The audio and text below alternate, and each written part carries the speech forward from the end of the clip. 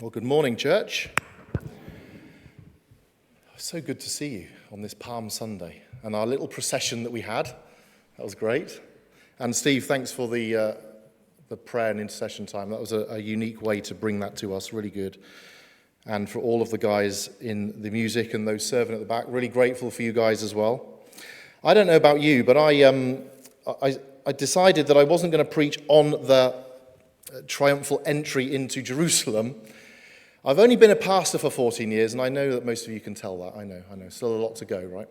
But there's only so much you can say about preaching on Palm Sunday. And so much is missed often around Easter, around the stories that go on in between. A third of Mark's gospel is given over to the last week that we are now in.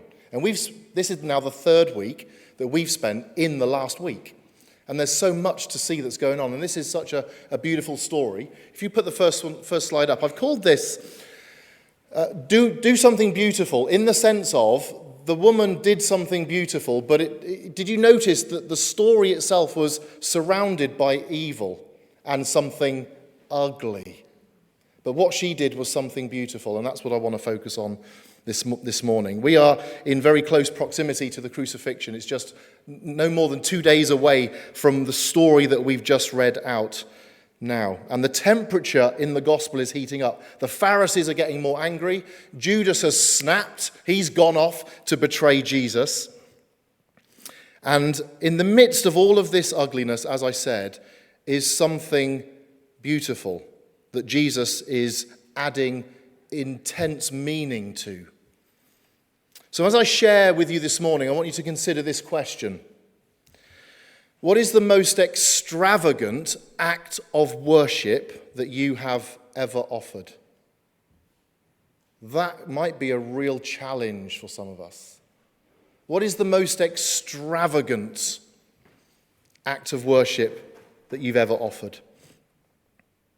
And if that's too much to think about right now, what is the most extravagant thing that you've ever experienced?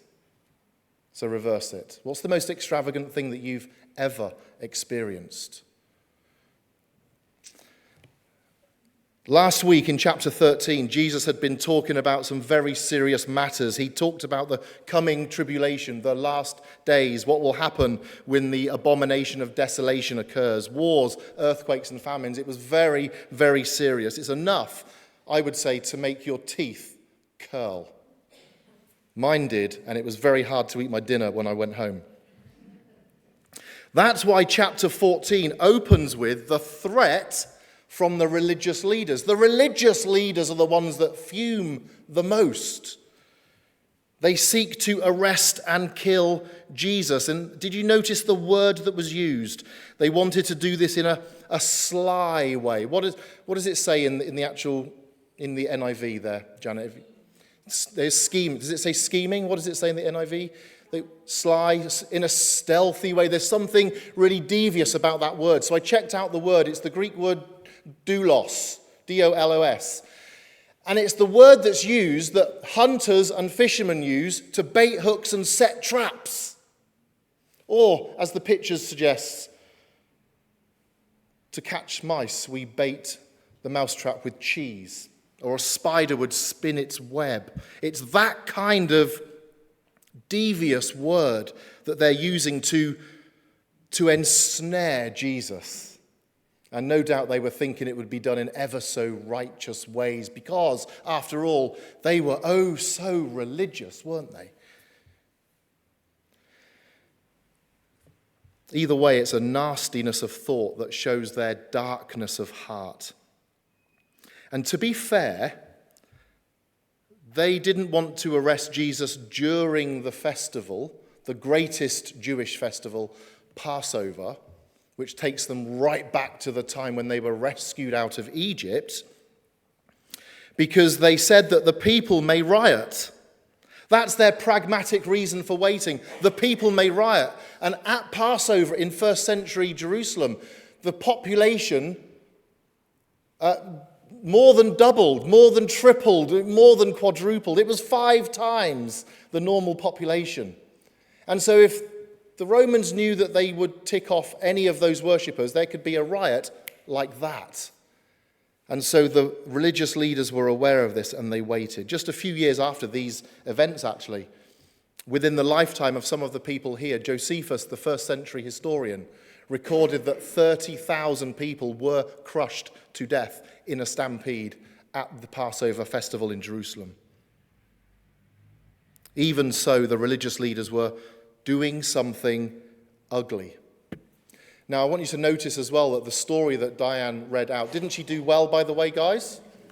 Yeah, go on, let's have it. Go on. Yes. And you even said unleavened bread correctly. You did. What page was it? I forget now. Did you notice that it's bookended by, I might have mentioned it already, but this is a mini chiasm. This is a literary structure device that Mark has used. He's put two ugly stories on either end of this one and inserted a really beautiful story in the middle. So it looks like this. The religious leaders, with their plotting in the first two verses, they sought to kill him. They sought to do something ugly. And on the other end, you have Judas seeking to betray him. That's something ugly as well. And in the middle, you have Jesus anointed, and Jesus himself saying, she did something beautiful. And what is definitely, for sure, happening with this story is, once again, the human heart is being exposed in all of its greed. We didn't cover the story, but at the end of chapter 12, if you just flick over, the famous story of the widow's offering. We've all heard of this, most of us have. This is another story about wealth and poverty and worship. It's not about money. It's about the heart's direction in worship towards God. That's what it's about. It just happens to be around the means of wealth. Jesus commends the widow for giving 2 small copper coins. So what? That's hardly going to help with the upkeep of the temple, one of the wonders of the ancient world. It's going to take billions to keep that thing going. And yet I would suggest that every one of us, including myself and especially myself, give out of our abundance, not poverty. This story really should cut to the heart for us. But this woman is a spiritual giant. She gives out of her poverty, and Jesus sees that. That's something beautiful. But what do we have now in our story? We have nothing but this woman giving out of her wealth. So we've got 2 stories now. One out of poverty, true worship, and now another one out of wealth, true worship. Both beautiful. Both stories that are meant to stand in contrast to the vileness of Judas and the vileness of the religious leaders. The woman in our story did something righteous and noble and virtuous. Very powerful. But economically insignificant. Socially, she was irrelevant. Like some of us, economically insignificant, socially irrelevant. Jesus sees the beauty of your worship. Now, some people are born generous. I get that. I'm not a generous man. My wife, however, is an irritatingly generous person. That's why God put us together. If I was the widow, I would have slipped 1 coin into the offering and kept 1 back for myself. If I was the woman with the pure nard, which is, by the way, a whole year's wage for an average labourer in the first century, I'd have acted prudently. I'd have poured a little, just enough for everyone to see and just enough for everyone to smell the wealth of my offering.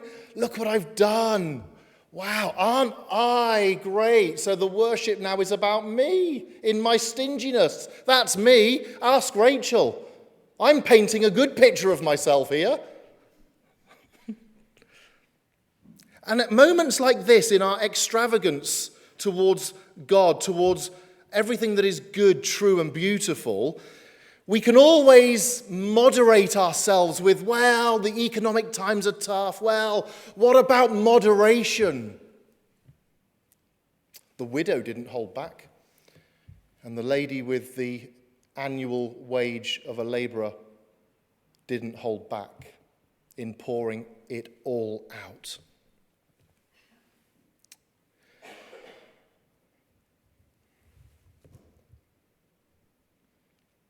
In the midst of this story, we have a weird little nickname situation going on. Which house did they go to for this? Now, for me, I asked my mum where they got the name Richard from. I think it's very strange to call a baby Richard, but it's all right as an adult. But anyway, there you go. But I was named after Richard the Lionheart. Right, I like that. That's great. Richard the Lionheart. What about Alexander the Great? But what? Gary the Shriveled Hand? Terry the Limper? Simon the... Oh, it's all a bit disappointing at that point. Simon the Leper. Can you not call me Simon the one who was healed by Jesus? Simon the Leper? What about Lazarus the dead, ex-dead? What about blind as a bat Dave? Simon the Leper. Ow, bit of an insult going on there. But notice again the speed with which righteous indignation rises up. Verse 4. Notice again. There were some who said to themselves indignantly, why was the ointment wasted like that? And this story now becomes open heart surgery for us, for those who want to follow and worship Jesus the Messiah. It's going to cost. The first part is it's going to cost and we have to pick up our cross. Jesus is 2 days away. It's going to cost with everything that we have. We give all of our wealth, we give all of our poverty to him in worship, in devotion. It literally is all or nothing. That's how it works. We can't have a little bit of discipleship, a little bit of worship, a little bit of the cross. Just the cross at Easter, give me the crib at Christmas, I'll be happy. It doesn't work like that, does it? But at every turn, this story is exposing our hearts, our motives, our greed, and our bankruptcy of spirit. Notice now, verse 5, how the snarky comment misrepresents and misunderstands everything that is going on. Have you ever been in a situation, you've walked into a situation and blurted something out and completely misunderstood? We probably all have. One of the worst things, I think, in the world is to be misrepresented, isn't it? To be misunderstood, to not interpret things rightly, whether in our own selves, our own motives, or the signs of the times, or our relationship with others in society or in the family. It's hard work to get these things right without causing offense. To misinterpret is to really have the spirit of these grumblers and complainers rising up in us again and again. We can all be guilty of this kind of wrong judgment. But what is happening here is what happens when true devotion takes place. Notice again, it takes place when it is bracketed by evil. It takes place when, even within the act of goodness itself, there is expressions of doubt and snarly comments and misunderstandings. What about the poor, Jesus? Couldn't she have given sold that and given the money to the poor? Those kind of comments.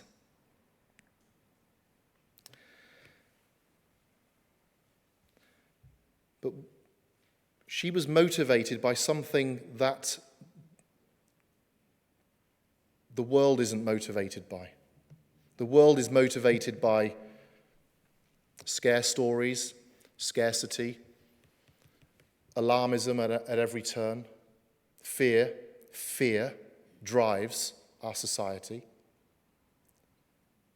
On every page of our newspapers, on every item on the news, Fear drives everything in our world today.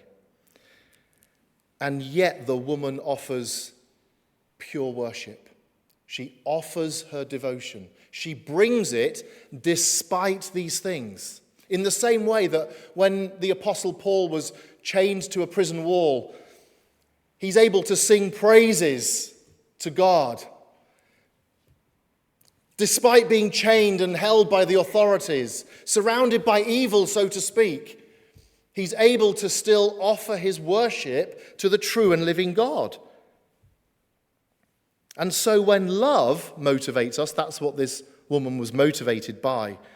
Love of God in its purest sense. And when we are motivated by that kind of transforming, heavenly, divine love, then we offer something beautiful. Then we do something beautiful. So the next slide says this: love never calculates. There's a thought. Love never thinks how little it can decently give. How much should I give in order to look good but not stingy? You know, I've done that. I did it today in the offering box. Don't tell William.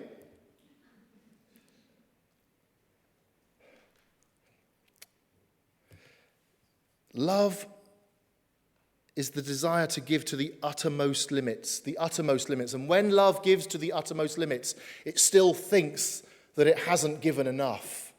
That's the mark of right worship, of abandonment to God, of something beautiful in the worship of God. Even though you can hear the whispers of those saying, "What are you doing? You fool. No one believes in God anymore." If there's an atheist in the congregation this morning, I challenge you to a debate on that. Or a conversation at least, over coffee. What about the whispers that we hear? You're useless. You'll never amount to anything.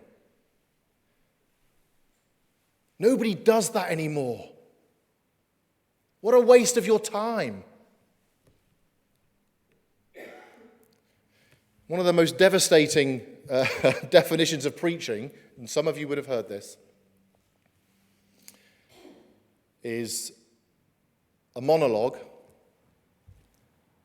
by a moron to mutes. That's harsh on everybody, isn't it? It's really harsh. Why are you here?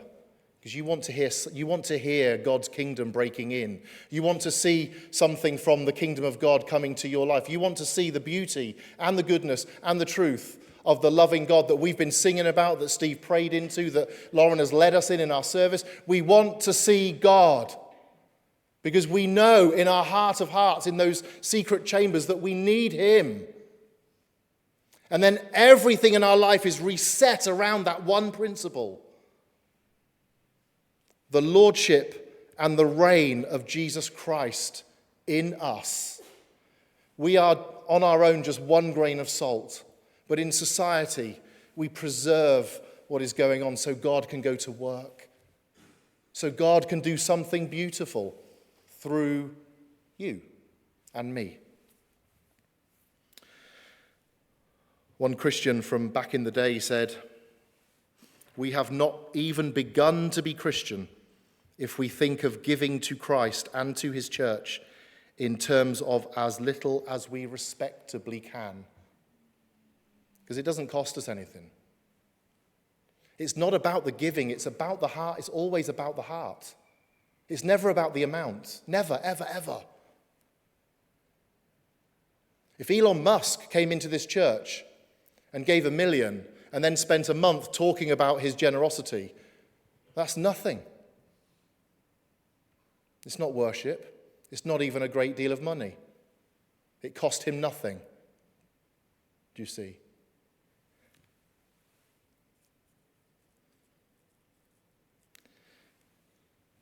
In the eyes of the world, what the woman did was completely irrational, totally wasteful, and completely unnecessary. The Christian life is not bound by economic measures, pragmatic measures, practicality measures. It's governed by the unpredictable but safe rule of Christ. And the Spirit goes where it wants to and leads and directs us. The Spirit gives us words to say in moments when we don't know what to say. There's a whole life there for us to continue discovering. And so, beloved people here today and those online, sometimes our devotion to Christ will show the world, it will tell the world where a common sense view of the world fails. Be extravagant in your worship. Recognize who Christ is and that he's for you, not against you, that he's already died for your sins, that you're free now in Christ to live your full humanity to the glory of God. Like the prodigal son that Steve mentioned earlier, the Father sees us when we are far off not just geographically, but spiritually and morally. And in our desolation, the Father sees us. And what does he do? Does he chastise us, church? Does he tell us where we went wrong? Does he tell us what we need to do? No, he runs to us, which is very undignified in that time. He runs to us, lifting up his tunic, no doubt, and runs to us and embraces us, puts a ring on our finger, a sign of dignity and belonging, puts a robe around us to say, welcome, you're home. Jesus said, I go to prepare a place, remember. We sang about that as well earlier. And kisses, that is the kiss of the Father to anyone who will see the love that he has for you and come home. When we return from our madness of sin and we say, I will go to my Father, and then you discover what he's really like. That is the power of transformation.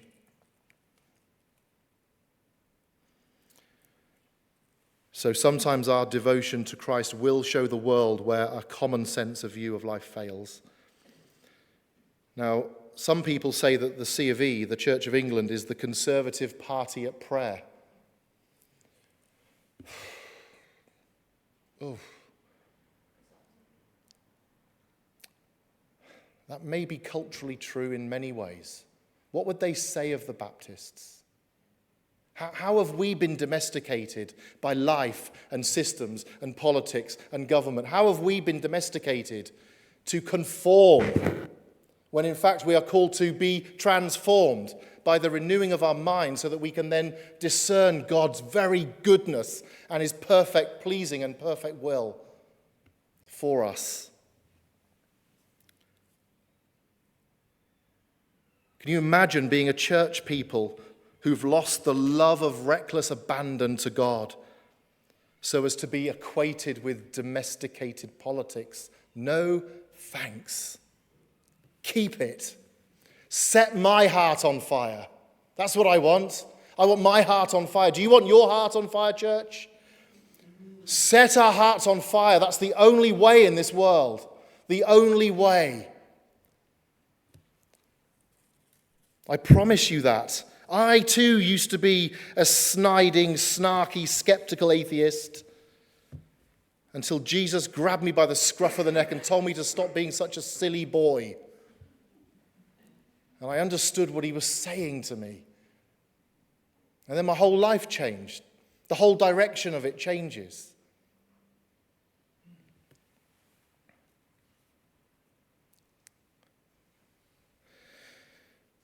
I'm going to share, and then I'm going to finish. One of the most beautiful acts of generosity that we faced as a family was on my sabbatical 7 years ago.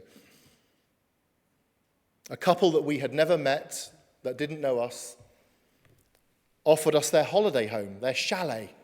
And my first thought was, in my cynical, dark mind, was, oh, great, it's going to be some slightly damp two-bed-sit chalet in Skegness or something like that, right?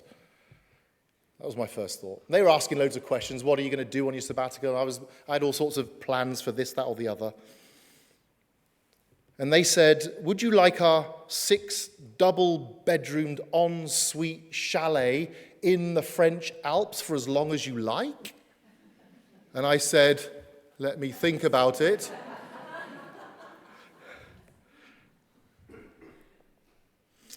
It was, and for free. Wow. I've got a sabbatical coming up in September, church. Has anyone got a double? No. When I got to that chalet, it was amazing. It was on 3 levels. We've got a picture of it. Same car as well. I just thought I'd point that out as well. It was already old then. Beautiful, eh? The view of the living room was overlooking Mont Blanc. It was absolutely staggering. Our 3 grown-up kids and their +1s came over for the long weekend, stayed with us. Then they cleared off, and we had the best part of 2 weeks there. Just me, Rachel, and Laura. It was amazing. I looked at the logbook. It was filled with people like us who'd been missionaries or pastors or in Christian work that could never, ever afford to do something like this through normal, natural means. It was a gift of generosity that they had blessed hundreds of people around the world for years. It was amazing to see that. And I'm looking around going, if I had this, if this was mine, there's no way I would lend this out, not even to my own children. Rachel looks around and she goes, woohoo! I will invite the whole world and I will cook for them. And you, grumpy man, will do the washing up.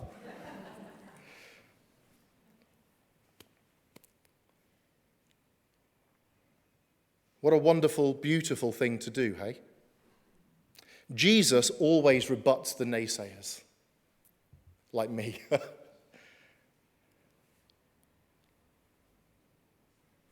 Jesus said she did what she could.